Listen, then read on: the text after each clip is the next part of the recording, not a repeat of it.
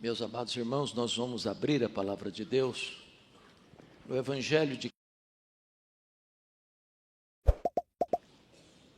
capítulo 24. Mateus capítulo 24.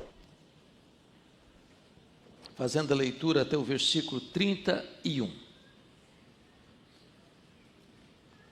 Esse texto diz assim: tendo Jesus saído do templo, ia se retirando quando se aproximaram dele os seus discípulos para lhe mostrar as construções do templo.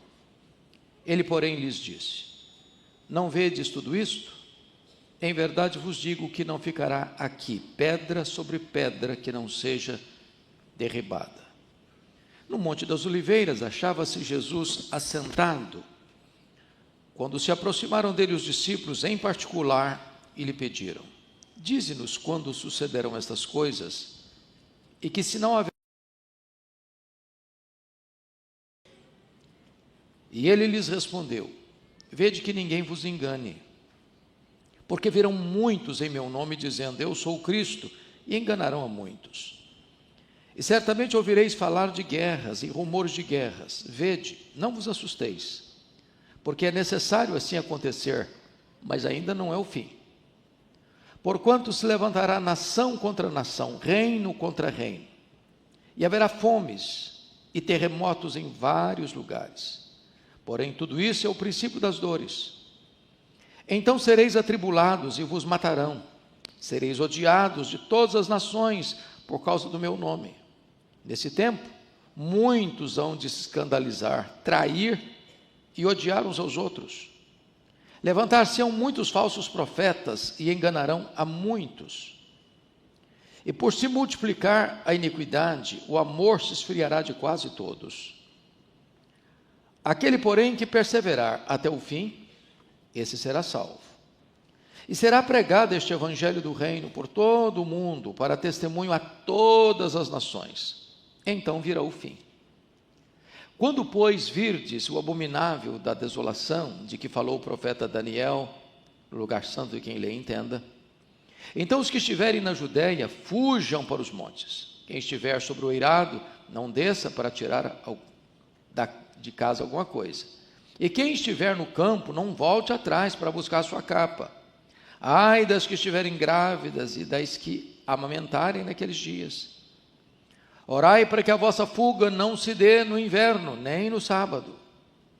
Porque nesse tempo haverá grande tribulação, como desde o princípio do mundo até agora não tem havido, nem haverá jamais.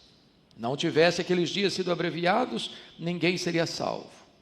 Mas por causa dos escolhidos, tais dias serão abreviados.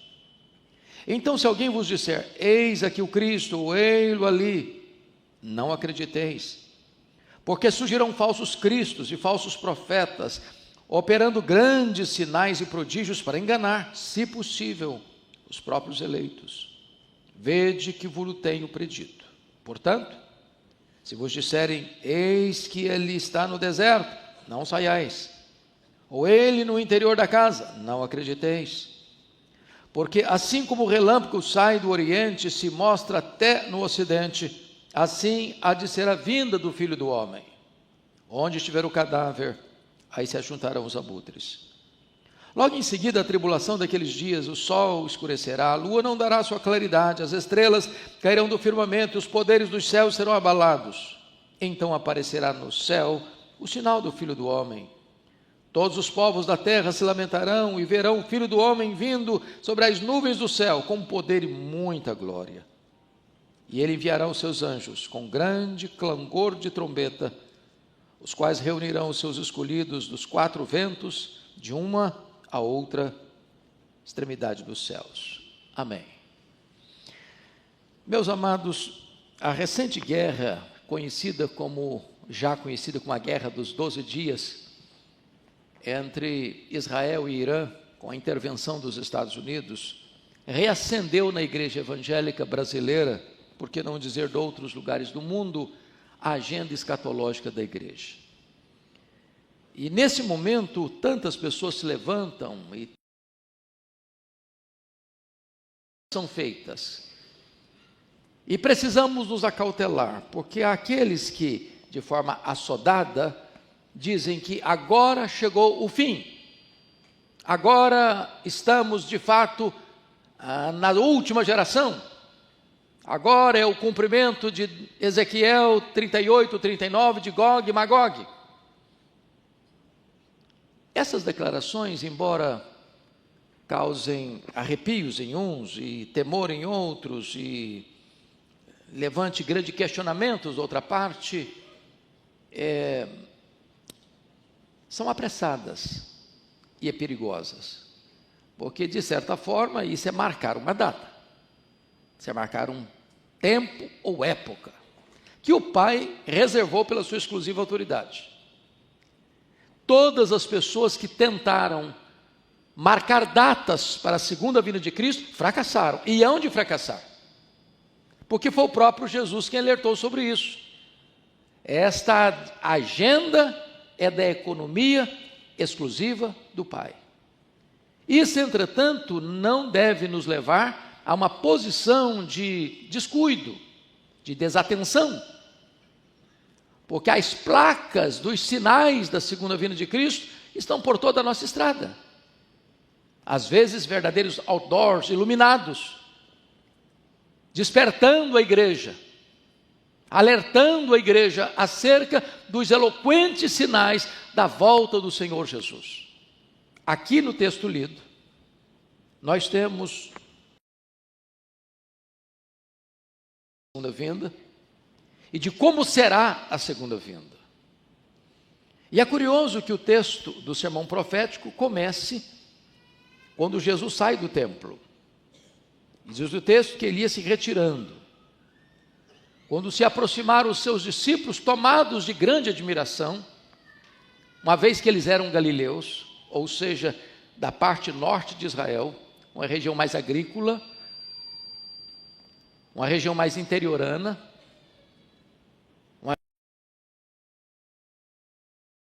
mais marcada pela influência dos gentios, e eles estão em Jerusalém, na decantada Jerusalém, diante de um dos edifícios mais belos do primeiro século, o templo que foi ampliado e embelezado por Herodes o Grande, uma obra que demorou 46 anos para ser construída, um palácio religioso, suntuoso e belo, magnificente e grandioso, e eles não aguentando tanta beleza contida no próprio coração, exclamam para Jesus: Mestre, vede isto, que pedras, que construções, que arquitetura, que beleza.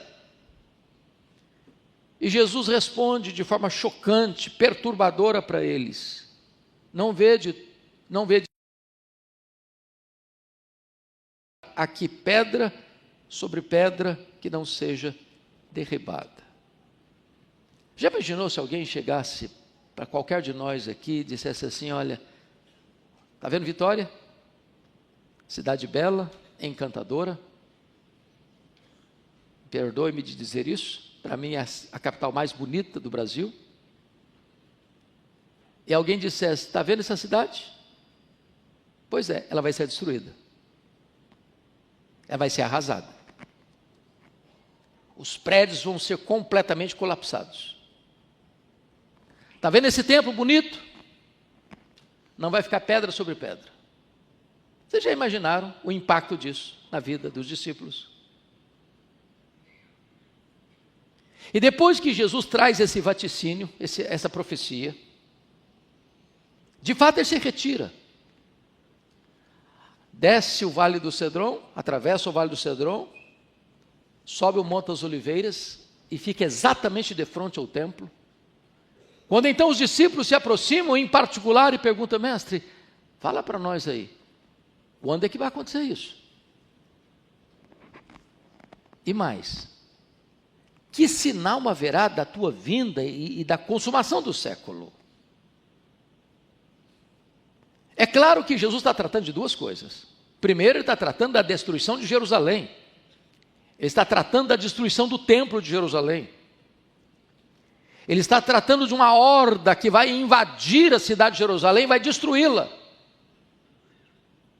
Ele está falando que aquele templo tão belo, semelhante ao templo de Salomão, vai virar cinza. Eles engatam então a pergunta, conectando esse fato com a segunda vinda de Cristo, com a consumação do século. E então Jesus começa a abrir o mapa escatológico, apontando para eles e para nós, e para gerações pósteras, quais são os sinais da segunda vinda de Cristo. Com a sua Bíblia aberta comigo e com o texto que vai ser sempre reportado aí no telão, vamos ver o primeiro sinal que Jesus aponta no versículo 4. Versículo 4, toda a igreja lendo comigo, por favor, vamos? E ele lhes respondeu: vede que ninguém vos engane. Por favor, versículo 11, na tela para toda a igreja comigo. Versículo 11, vamos lá? Levantar-se-ão muitos falsos profetas e enganarão a muitos. Versículo 24 na tela também, vamos juntos. Porque surgirão falsos cristos e falsos profetas, operando grandes sinais e prodígios para enganar, se possível, os próprios eleitos. Então, o primeiro sinal que Jesus aponta é para o engano religioso. E, meus irmãos, o engano religioso tem sido uma coisa frequente na história da igreja. É só você ler a história da igreja e você vai ver grupos surgindo, pregando heresias, destoando e distorcendo a verdade. Mas na medida que os anos avançam, esse engano religioso também vai crescendo. Eu fiquei impressionado, recentemente li um livro de um sociólogo brasileiro, que fazendo uma pesquisa do crescimento religioso no Brasil, constatou que nós temos mais de 104 mil CNPJs de igrejas no Brasil, mais de 104 mil CNPJs. Todo dia surge uma nova igreja, uma nova seita, uma nova religião, com novas doutrinas, com novos ensinos. Isso prolifera, e isso cresce.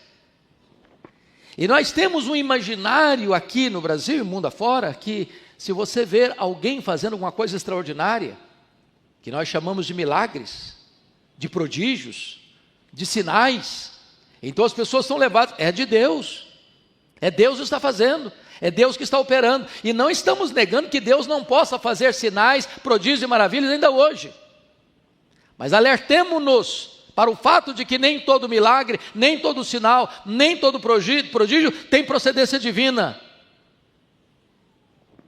São elementos que podem levar as pessoas ao engano, ao erro, à falsa doutrina, à falsa religião, conduzida por falsos mestres, falsos profetas, falsos apóstolos, falsos cristos. Então, é preciso abrir os olhos e ficar atento. Segundo sinal que Jesus aponta, está aí comigo no versículo 6. Ponha na tela para todos nós lermos. Vamos lá juntos? E, certamente, ouvireis falar de guerras e rumores de guerras. Vede, não vos assusteis, porque é necessário assim aconteça, mas ainda não é o fim. Versículo 7, a parte A, vamos juntos. Porquanto se levantará nação contra nação, reino contra reino, até aqui. Então, o segundo sinal que Jesus aponta é para as guerras. Bom, mas o mundo é um mundo em guerra desde que Caim matou Abel. O historiador Gibbon diz que a história da humanidade é a história das guerras. Mas o que nos chama a atenção é o fato dessas guerras terem ou estarem se multiplicando. E se multiplicando inclusive em poder de destruição. Exatamente na época que nós alcançamos o apogeu do conhecimento, da fama, do sucesso, da glória humana, das conquistas humanas, da tecnologia, que foi o século passado, nós mergulhamos a história humana em duas sangrentas guerras mundiais. A primeira delas em 1914, 1918, com 30 milhões de pessoas mortas. A segunda delas em 1939 a 1945, com 60 milhões de pessoas mortas. E não aprendemos com isso. Porque resultando disso, países, nações governadas e tomadas por ideologias de totalitarismo, de absolutismo, de uma postura carrasca e cruel, gerou mortes aos milhões. Foi o século que mais matou cristãos em todos os séculos da história da igreja, foi o século passado. Agora olha para o mundo hoje, é um barril de pólvora. Hoje nós temos dois grandes polos de poder econômico, militar e bélico no mundo, e eles se respeitam por medo. Por medo. A paz que estabelece hoje é a paz do medo. Já em 1985, o Mikhail Gorbachev decretou um livro chamado Perestroika, e ele vai afirmar lá em 1985, há 40 anos, que o arsenal que tinha naquele tempo, e hoje tem mais do que isso, do que tinha na época, daria para destruir o planeta Terra 27 vezes. Chegando a ponto de afirmar que numa possível terceira guerra mundial não haveria vencedores nem vencidos. Estamos aí pisando em ovos. O mundo está prestes a explodir. É o medo, é a insegurança. São as guerras, são os rumores de guerras, reino contra reino, nação contra nação. E Jesus diz, fique atento, ainda não é o fim, é o princípio das dores, mas é um sinal eloquente de que Jesus está prestes a voltar. Terceiro sinal, confira comigo aí, versículo 7, toda a igreja comigo, vamos juntos. Porquanto se levantará nação contra nação, reino contra reino, e haverá fomes e terremotos em vários lugares. Vamos então entender o primeiro ponto. Haverá fomes. E aqui vale destacar que as fomes, está no plural, é um efeito colateral das guerras. Não tem nada mais insano do que guerra. Porque você destrói o que custou muito caro para construir. Você envia um míssil, e ele faz um arraso. Além das vidas, destrói estruturas caríssimas. E depois vai ter que gastar para construir tudo de novo. E quando vai se fazer o orçamento das nações, tenho certeza disso, o maior orçamento das grandes nações do mundo não é com coisas para a vida, é com armas para a morte. As fomes no mundo não é porque falta provisão, é porque há injusta distribuição. Se o dinheiro gasto em armas de destruição fossem gastos em provisão, não haveria fome no mundo. No mundo de hoje, muitos morrem de comer e outros morrem de fome. E Jesus diz que essas fomes apontam claramente para a realidade da sua segunda vinda. Mas Jesus traz para nós aqui um quarto sinal, está aí no versículo 7 ainda, e terremotos em vários lugares. A terra está bêbada. A terra está cambaleando. Os abalos sísmicos se multiplicam. As placas tectônicas estão se movendo. E os terremotos estão acontecendo em grande proporção, trazendo destruição, trazendo morte, trazendo dor, trazendo angústia. O que é digno de destaque não é apenas que os terremotos acontecem, é com a intensidade e multiplicação deles, mormente do século passado para cá. E isso alerta-nos para a segunda vinda de Cristo. Mas em quinto lugar, quinto sinal, confira comigo o versículo 9, por favor. Toda a igreja comigo, o versículo 9. Então, sereis atribulados e vos matarão. Sereis odiados de todas as nações por causa do meu nome. Nesse tempo, muitos hão de se escandalizar, trair e odiar uns aos outros. E aqui é o sinal da perseguição religiosa. Bom, entendamos uma coisa. sempre houve perseguição religiosa. Nunca houve um período em que pudesse dizer, bom, agora a igreja está tranquila, dormindo em berço esplêndido. A igreja de Cristo sempre foi uma igreja martírica. Porém, o mundo caminha para uma situação, e já é um fato, assim como foi no primeiro século, que ser cristão é um grande perigo. Lá, no primeiro século, afirmar Jesus é o Senhor era botar a cabeça a prêmio. Era considerado uma traição ao Estado. Porque o Estado compreendia que só César é o Senhor. E no momento em que o indivíduo no Império Romano dizia Jesus é o Senhor, é como se ele estivesse traindo o Estado. Passível de prisão, passível de tortura, passível de morte. E quantos irmãos nossos foram queimados vivos, foram crucificados, foram jogados às feras, foram jogados em prisões imundas e saíram de lá leprosas. Não porque cometeram crimes, mas apenas porque declararam, Jesus é o Senhor. Não duvidem disso. Enquanto nós estamos aqui confortavelmente instalados dentro de um templo seguro e bonito, há irmãos nossos que estão sendo torturados, que estão sendo presos, que estão sendo assassinados, simplesmente porque tem uma Bíblia, ou porque professam o nome de Jesus.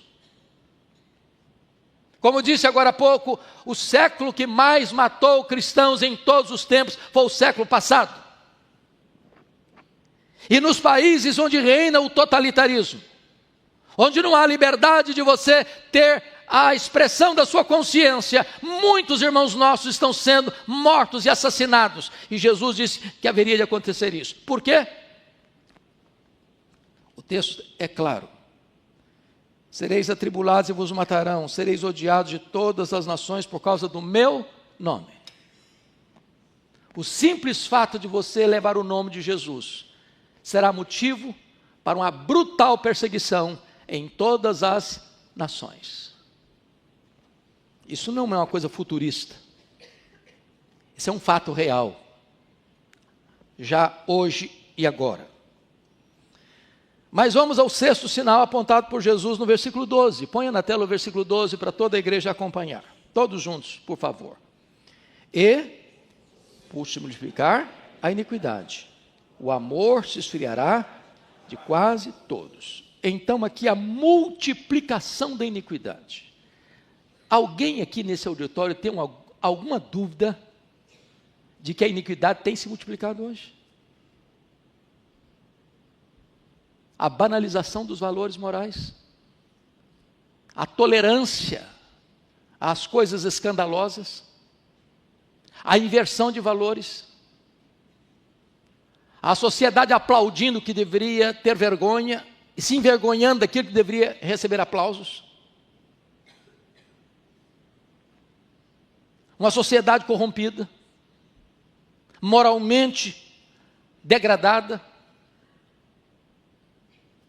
a desconstrução dos valores morais, a destruição dos fundamentos da família, a iniquidade não só crescendo, se multiplicando. A palavra é muito forte, a palavra de Jesus. E nós estamos vivendo essa sociedade de ponta cabeça, pelo avesso. Semana passada vi uma cena chocante, e eu não quero entrar no mérito da maneira com que foi feita a visita, mas alguns representantes do Poder Legislativo paulistano foram visitar a mais conceituada Universidade do Brasil. E ficaram perplexos de ver venda de drogas, prostituição, cartazes de indução ideológica numa escola pública, sustentada pelos impostos dos brasileiros. E o que nós estamos vendo hoje é como a iniquidade tem crescido e tem prevalecido e tem se inserido no contexto, na tessitura da nação, cumprindo a profecia de Jesus. a iniquidade vai se multiplicar. Não duvidem disso. O efeito colateral da multiplicação da iniquidade, o amor se esfriando de quase todos. Levam a sociedade hedonista, materialista, individualista, narcisista, que só olha para o seu umbigo. O homem se tornando o lobo do próprio homem. Sétimo sinal, veja comigo o versículo 14, por favor. Vamos ler todos juntos, versículo 14. E será pregado este evangelho do reino por todo o mundo, para testemunho a todas as nações. Então virá o fim. Meus amados, a igreja de Cristo foi encarregada por Jesus, quando discutia a pauta escatológica com Jesus, de restaurar o reino a Israel, e Jesus desvia o foco deles para o campo da missão e disse: não vos compete saber nem tempos, nem épocas que o Pai reservou pela sua exclusiva autoridade, mas recebereis poder ao descer sobre vós o Espírito Santo, e sereis minhas testemunhas, tanto em Jerusalém como em toda a Judeia e Samaria, e até os confins da terra. E a igreja então tem se desdobrado para cumprir essa agenda estabelecida pelo Senhor Jesus. Nós recebemos um missionário em 1859, e pela graça de Deus a igreja brasileira hoje está sendo, e há de ser mais ainda, o grande celeiro missionário para o mundo. Mas eu não tenho dúvidas de que o advento daquilo que nós chamamos das mídias sociais ajuda por demais no cumprimento dessa profecia de Jesus. Porque hoje, enquanto nós estamos reunidos, me permita, nós temos 1.800 pontos de conexões neste culto. Portanto, as pessoas que estão conectadas conosco são talvez mais de 3 vezes o auditório que está aqui reunido. E ao mesmo tempo, nós não estamos limitados apenas à Vitória, mas a várias nações do mundo. Daqui a pouco essa mensagem sobe para uma plataforma de YouTube, e ela pode ter 100 mil, 200 mil, 500 mil, 1 milhão de acessos, mais do que isso, mundo todo. Então, a profecia que Jesus colocou, e que até bem pouco tempo parecia quase que uma coisa impossível, hoje é factível, hoje é possível. O evangelho tem sido pregado e tem chegado às nações da terra, com a mesma clareza que é anunciada aqui desse púlpito, chegado às nações ao mesmo tempo. Então o Senhor Jesus agora está nos trazendo essa verdade, que será pregado este evangelho do reino por todo o mundo, para testemunhar todas as nações. Isso porque Jesus morreu para comprar com seu sangue os que procedem de toda tribo, raça, povo, língua e nação. E este evangelho está chegando e há de chegar a todos os povos da terra para cumprimento dessa profecia de Jesus. Oitavo sinal. Por favor, versículo 15. Para nós lermos, 15 até o versículo de número 20, 15 a 20, eu quero que a igreja leia comigo, bem cuidadosamente esse texto, vamos todos. Quando, pois, virdes o abominável da desolação, de que falou o profeta Daniel, no lugar santo, quem lê entenda, então os que estiverem na Judéia, fujam para os montes, quem estiver sobre o eirado, não desça a tirar de casa alguma coisa. E quem estiver no campo, não volte atrás para buscar a sua capa. Ai das que estiverem grávidas e das que amamentarem naqueles dias. Orai para que a vossa fuga não se dê no inverno, nem no sábado. Tanto Marcos 13 quanto Lucas 21 mostram que esse texto lido está conectado não com a segunda vinda, mas está conectado com a destruição de Jerusalém. Quando é que aconteceu a destruição de Jerusalém? A destruição do templo? No ano 70. ele está falando de uma cidade sitiada. E Tito, Flávio, sitiou Jerusalém, cercou Jerusalém, entrincheirou Jerusalém. Nessa conjuntura, ele está dizendo o seguinte: se você estiver na Judéia, ou seja, onde está Jerusalém, fuja para os montes. Segundo, quem estiver sobre o eirado, lá em cima, escondido num sótão lá em cima, não desça para tirar coisa alguma da casa. Estamos falando de um ataque, de uma invasão, de um cerco militar. Quem estiver no campo, não volta atrás para buscar alguma coisa, como a sua capa. Fica lá no campo. A cidade vai ser invadida. Ai das que estiverem grávidas e das que amamentarem naquele dia. Por quê? Porque numa fuga, uma mulher grávida não tem condições de correr, e uma mulher com bebê no colo também não tem condições de correr com celeridade para buscar refúgio. Como aconteceu, mais de 1000 judeus se refugiaram quando a cidade foi atacada no ano 70, na fortaleza de Massada, às margens do Mar Morto. Versículo 20. Orai para que a vossa fuga não se dê no inverno, nem no sábado, porque no inverno Jerusalém chega a temperaturas abaixo de zero, e nessa temperatura não é fácil correr. No sábado, porque os judeus tinham leis que estabeleciam quanto e que distância uma pessoa podia andar no sábado, e não podia ir mais além disso. Então Jesus está aqui superpondo imagens. Primeiro está falando da invasão de Jerusalém. E a invasão de Jerusalém no ano 70 servirá de um exemplo daquilo que vai ser o levantamento do anticristo.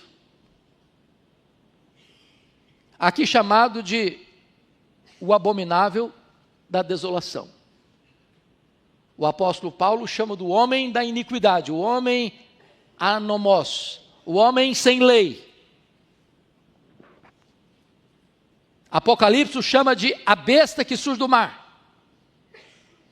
O apóstolo João, na sua primeira carta, o chama de o anticristo, que não é um partido político, que não é uma ideologia, que não é um grupo de pessoas, que é um homem, cujo símbolo, cujo número é 666. Ou seja, 6 é o número incompleto, que vem antes do 7, que é o número da perfeição. 3 vezes é o número da própria trindade, número completo, perfeito. Então, ele vai ser a consumação do mal, a consumação da iniquidade. E Apocalipse capítulo 13 diz que toda a terra, todas as nações, todos os povos, todas as pessoas vão adorar o anticristo, exceto aqueles cujos nomes estão escritos no livro da vida do Cordeiro. Em outras palavras, meus irmãos, Jesus não vai perder para o anticristo nenhuma das suas ovelhas. Nenhum dos cordeirinhos, por mais tenros que sejam, do Senhor Jesus Cristo, lavados no sangue do Cordeiro, selados com o Espírito Santo da promessa, vão se curvar diante do anticristo. Ao contrário, vão preferir a morte. E o anticristo vai lutar contra eles e vai matá-los. Muitos vão morrer. Mas Apocalipse 12:11 diz que quando um crente morre pela sua fé, ele não é derrotado, ele é o vencedor, porque venceu pela palavra, pelo sangue do Cordeiro e pela palavra do testemunho. Palavra do testemunho é a palavra da martiria. Então, quando um crente é colocado contra a parede, dizendo, ou você nega Jesus, ou eu te mato, ou você adora o anticristo, ou eu te mato, o crente diz, eu prefiro morrer a negar a minha fé. Eles vão matar o crente, mas o crente é vencedor, porque não vai negar a sua fé. Está escrito que, mesmo em face da morte, não amaram a própria vida.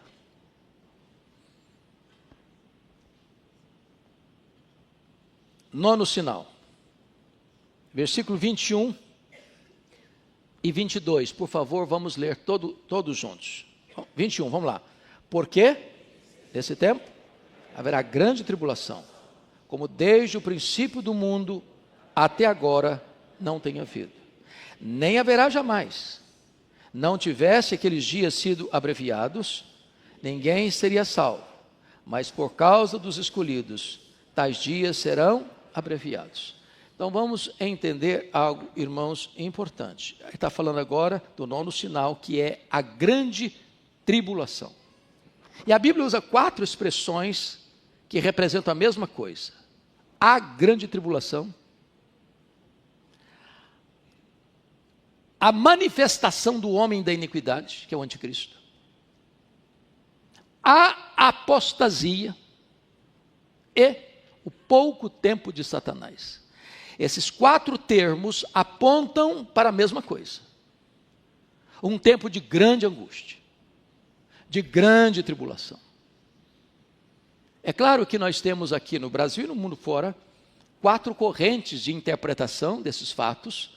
Nós chamamos de pós-milenismo, de amilenismo, de pré-milenismo histórico e de pré-milenismo dispensacionalista. Talvez em torno de 70% a 80% da igreja evangélica brasileira subscreve o chamado dispensacionalismo, que acredita que a igreja vai ser tirada da terra antes da grande tribulação. Ou seja, acreditam num arrebatamento secreto. Porém, parece-nos, à luz das Escrituras, que não é isso que o texto retrata. O que o texto retrata é que o povo de Deus vai enfrentar sim a grande tribulação. A igreja de Cristo é martírica. O Senhor não nos tirará da grande tribulação, Ele nos tirará na grande tribulação. Alguém pergunta, mas pastor, será que eu vou aguentar? E se chegar nos meus dias, eu vou aguentar? Eu pergunto a você, meu irmão, qual a sua diferença entre você e os mártires? Vocês acham que os mártires eram super crentes? Que eles não eram humanos como nós? Posso lhes garantir que nós não enfrentaremos, se acontecer nesta geração, com as nossas forças. O Senhor Jesus não vai perder nenhuma das suas ovelhas. O mesmo Deus que nos sustentou aqui e até aqui, há de nos sustentar até o dia final.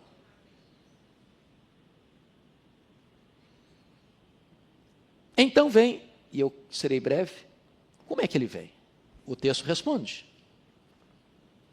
Veja você no versículo 27.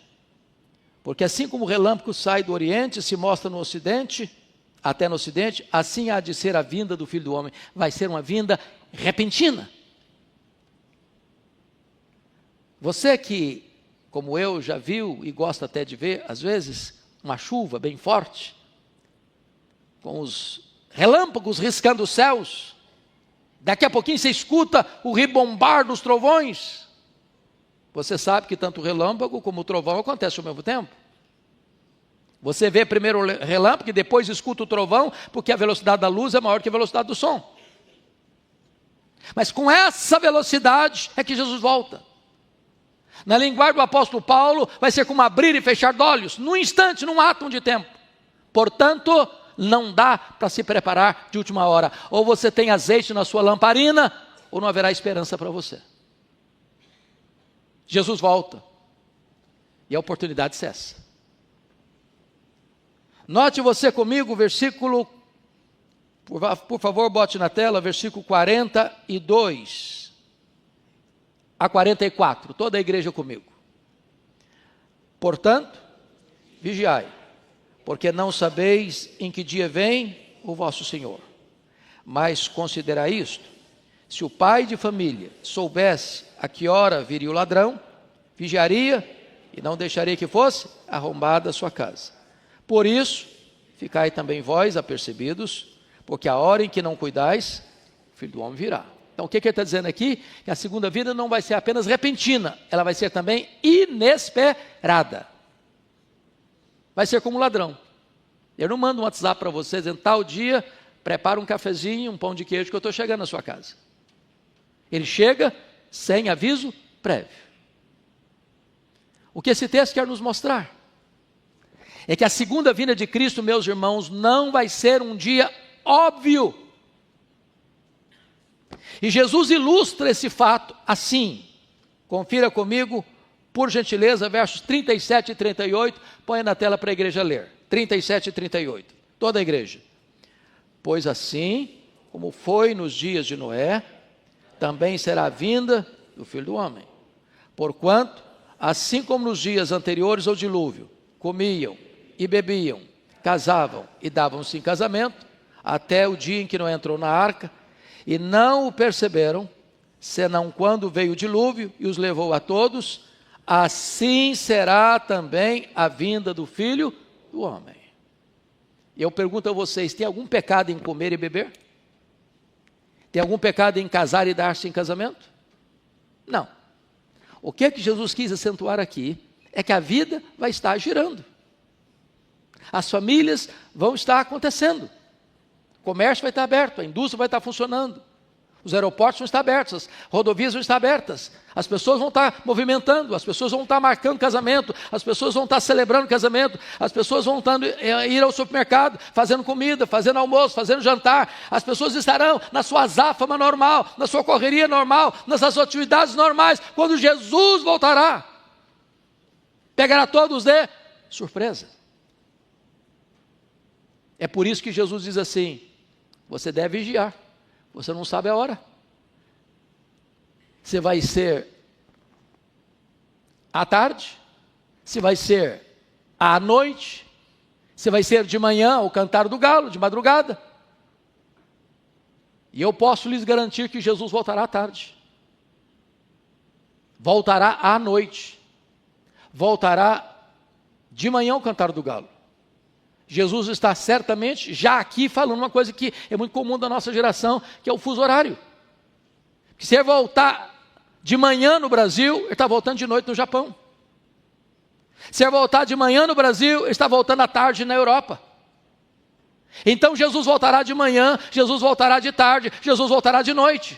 Para uns de manhã, para outros de tarde, para outros à noite. Eu não sei o dia, eu não sei a hora. O que eu preciso estar é preparado para a gloriosa volta do Senhor Jesus. Mas notem comigo, versículo 30, por favor, bota na tela. Toda a igreja comigo. Então, aparecerá no céu, os povos da terra se lamentarão, e verão o Filho do Homem vindo sobre as nuvens do céu, com poder e muita glória. A volta de Jesus vai ser uma volta poderosa, gloriosa, vitoriosa, vencedora. Ele vem com grande poder. A Bíblia diz que quando ele vier, os mortos em Cristo ressuscitarão primeiro. Depois nós, os que estivermos vivos, seremos transformados e arrebatados para encontrar o Senhor Jesus nos ares.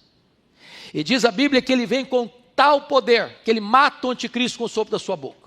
E ele lança no lago do fogo o anticristo, o falso profeta, o diabo, a morte, o inferno e todos aqueles cujos nomes não estão escritos no livro da vida. E ele vai colocar todos os seus inimigos debaixo dos seus pés. E ele vai julgar as nações. E vai dizer para o seu povo, vinde benditos de meu Pai, entrai na posse do reino, que vos está guardado desde a fundação do mundo.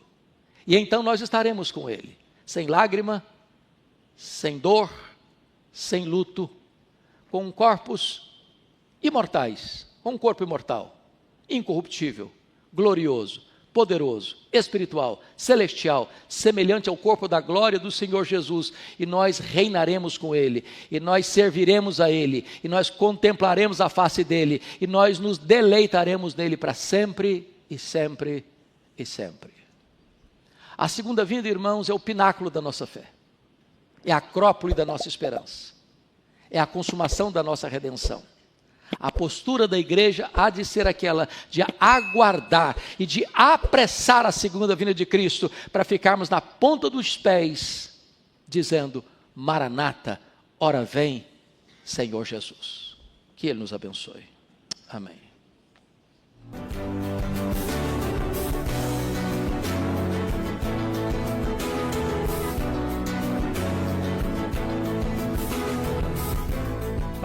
da Verdade, com Hernandes Dias Lopes.